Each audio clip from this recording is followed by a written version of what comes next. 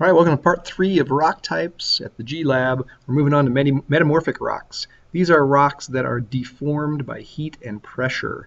They are messed up. They are morphed. Morph means to change, and so metamorphic rocks are either igneous rocks or sedimentary rocks or even old metamorphic rocks that have been deformed by massive amounts of heat and pressure. Now, it's not quite enough heat to fully melt them. If they melt back into magma, they would, of course, then reemerge as igneous rocks. So it's some heat. It's pretty hot heat, but it's not enough to fully melt them.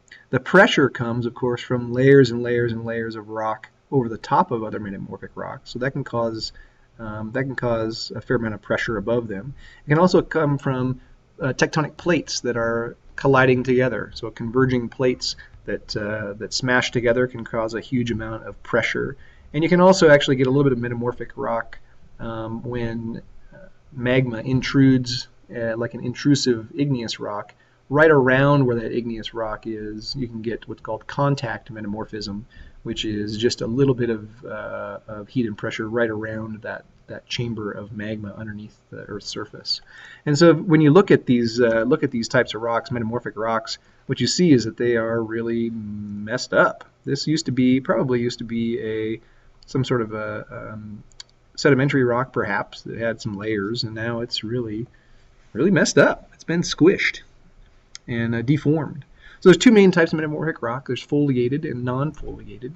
Foliated basically have a banded appearance, which is not quite like layers, but they definitely have some bands that show up. And you'll see what I mean here when we look at these three different types here: gneiss, schist, and slate. These are three examples, anyway, of foliated metamorphic rocks. So gneiss is essentially a highly deformed, almost recrystallized, in fact, rock. It looks a lot like granite, in fact. You can see that it has that sort of salt and pepper look to it. But it also has some bands. You can see the bands of color, or the dark and light. And what you've got here is this rock that's been almost turned back into magma. It's highly deformed, highly metamorphic.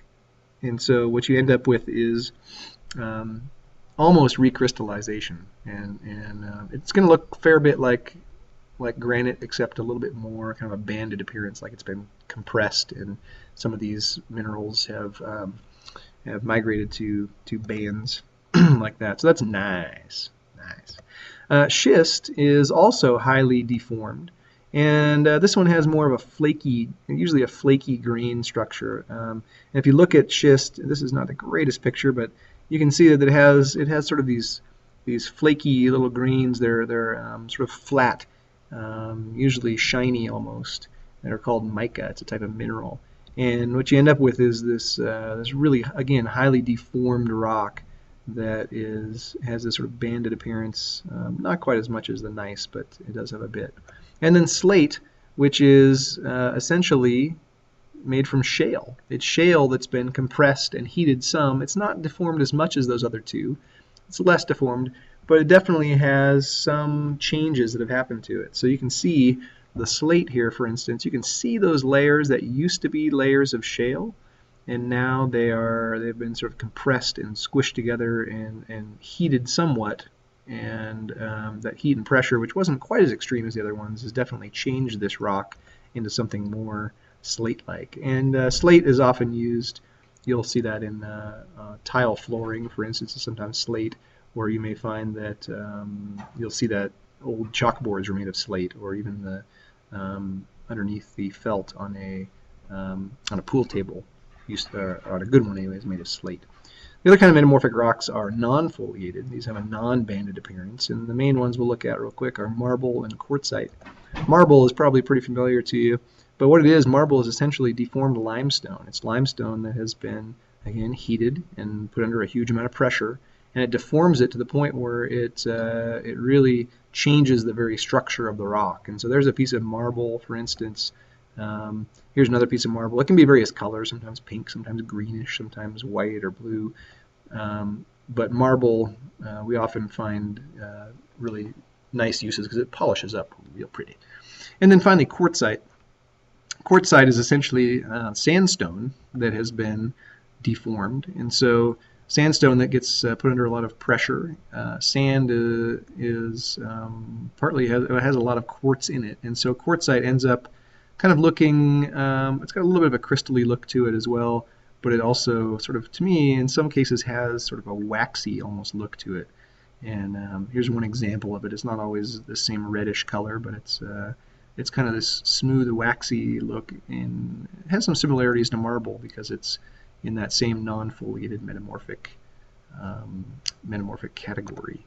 So there you have it. There are the three main rock types. Igneous forms directly from magma. Sedimentary forms from sediments being compacted, and metamorphic deformed by heat and pressure. Now each of these can become the other kind of rock. So for instance, an igneous rock, if it gets broken apart, eroded, and then compacted, can become a sedimentary rock. A sedimentary rock can become a metamorphic rock if it's put under a lot of heat and pressure. And a metamorphic rock can become an igneous rock if it melts completely back into magma and then is erupted from a volcano or cools below the ground. And then go in the other direction as well. An igneous rock can get shoved back underneath the ground and melted and become an igneous rock again, or it can become a metamorphic rock by having heat and pressure act on it. A metamorphic rock can become a sedimentary rock by being broken apart and compacted. Sedimentary rock can become another sedimentary rock, or by being broken apart and compacted again, or it can be melted and become an igneous rock, and so forth. So any type of rock can become one of the other three main types of rock simply by undergoing either complete melting and cooling, like in an igneous rock, sedimentation and compaction to become a sedimentary rock, or deformed by heat and pressure to become a metamorphic rock. That's the rock cycle. Thanks for watching.